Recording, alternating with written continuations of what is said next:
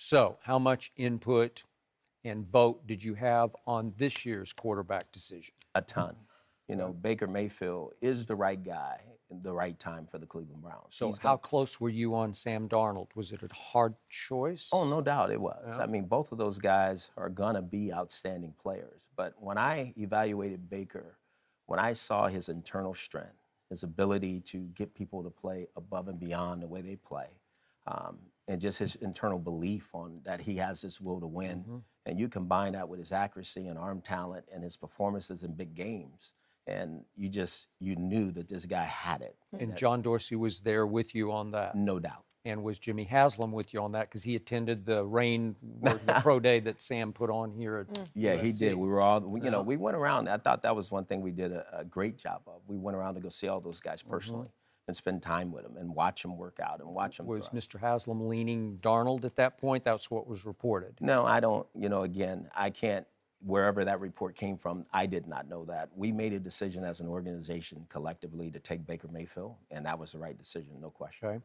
So I've said this, as Shannon will attest many times on the show. I have always defended and supported you as an offensive mind, play caller, even as a head coach.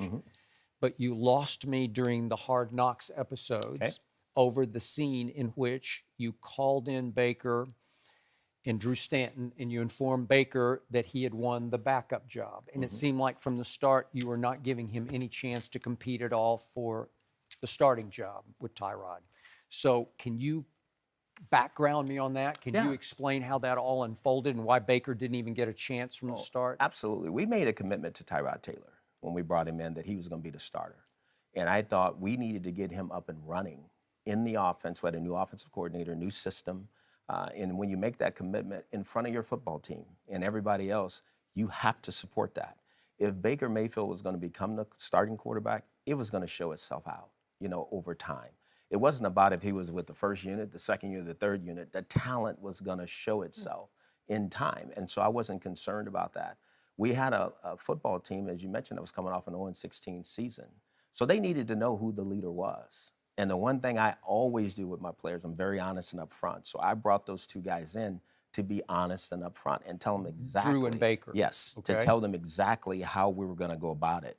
And I think that's what you do. I think all players want honesty from the head coach. They want to know the direction, exactly how it's going to go. So there's no ifs, ands, or buts. This is how we're going to do it. And that's what that was about. So I'm a Baker guy, and it just was a little offensive to me that you relegated him to having to sit before the cameras, and you informed him as the first overall pick, congratulations, you've won the backup job over Drew Stanton. And it just seemed a little beneath him to have to sit through that, but he took it. And was it for the cameras that you would do that? I don't think, you know, sometimes, and I will take full responsibility for that. There's sometimes I can tell the cameras to be off. And it might have been a time where I wanted them off and there wasn't.